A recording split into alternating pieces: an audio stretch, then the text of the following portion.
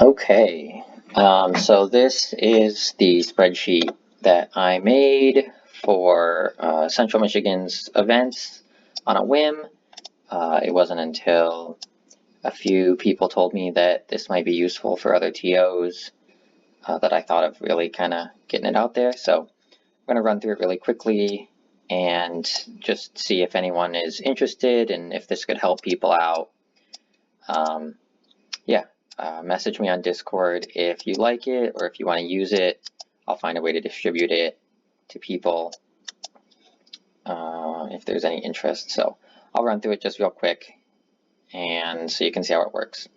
So it's super simple. You just type in the tournament name that you're going to have. It pulls everything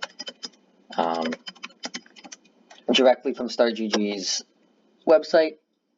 So you don't have to do anything other than know the name of your tournament. Click load tournament info. There should be a pop-up. Confirm that you want to import the data.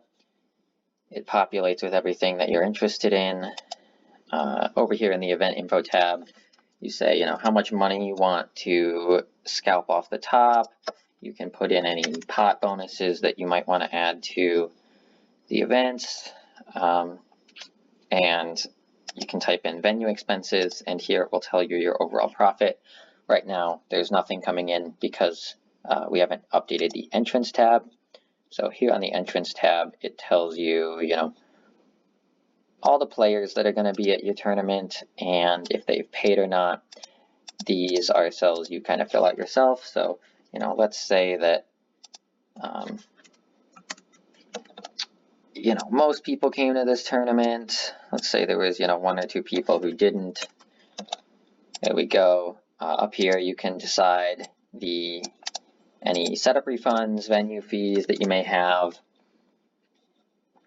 and it automatically updates the money that you expect to get, how much you're expecting total, how much you've collected so far, and then that populates this event info tab, tells you how much revenue you've got, how much payouts were, venue expenses, and overall tells you how much you've profited. The payout table is kind of the big, nice part of this. So if you click, if a event is done, let's say Ultimate Doubles is finished, we click load, it automatically populates which teams get this amount of money. You can do the same for all of the other events as soon as they're done. And yeah, and then you can check off, who you've paid for your own record keeping. Over here, you can change how you want to round the payouts. So for example, it wasn't doing any rounding, and now I've changed it to round down to the nearest dollar. You can round to really anything you want. Now it's rounding to the nearest 3 cents. Now it's rounding to the nearest $45, which will blot out anything that is, less than $45. You can round to the nearest value if you don't want to round down. You can round up if you're being generous, all that kind of stuff. I usually keep it at $1, round to the nearest dollar. That way nobody's getting any pennies or anything. But if you look over here at doubles, the third place team and fourth place team are getting an odd amount of money, which is kind of obnoxious. If you're, in doubles, splitting that last dollar into 50 cents is just, more hassle than it's worth. But if we rounded to the nearest $2, well, then that would happen to every single event, which is also not what we want.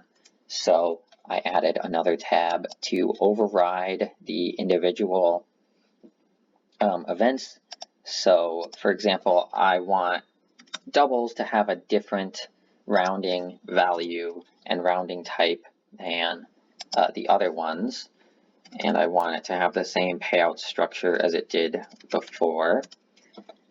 So now when we go back to the payout table, you can see that doubles is rounded to the nearest, or down to the nearest $2, whereas the other events are rounded to the nearest dollar. And that obviously comes over here and updates in the profit calculation as well.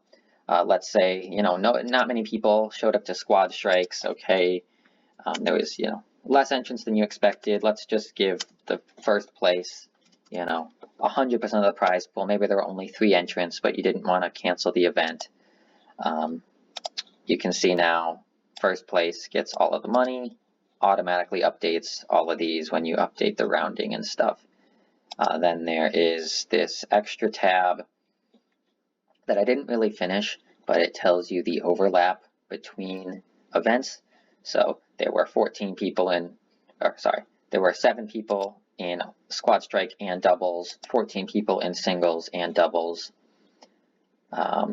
70% of people that entered squad strike also entered doubles. 50% of people who entered doubles also entered squad strike.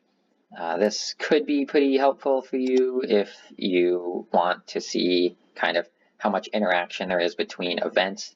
If you have 2 events that most people enter, you'd want to spread them out throughout the day rather than have them right next to each other in your event schedule. I wanted to do more with this tab, but I didn't really get through it all. But that's the entirety of the spreadsheet. The other tabs are things that were for Central exclusively.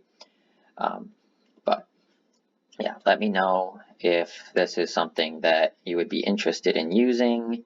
I wouldn't charge anyone for it. It was just kind of something I did for fun. But yeah, so